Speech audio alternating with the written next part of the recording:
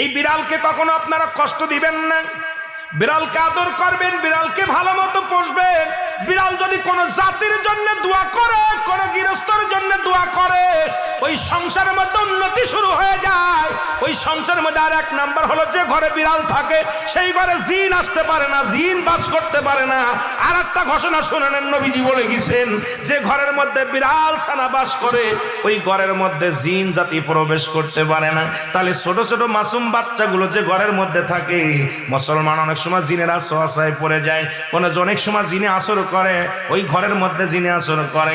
যে ঘরের মধ্যে বিড়ালকে আদর করে বিড়াল থাকে, ওই ঘরের মধ্যে বিলাই বিড়াল বিড়াল বিলাই বিলাই, এইটা যার ঘরের মধ্যে আছে এই ঘরের মধ্যে দুষ্ট জিনেরা আসতে পারে না। জোরে জোরে চিল্লায়া বলা যাবে না মারহাবা।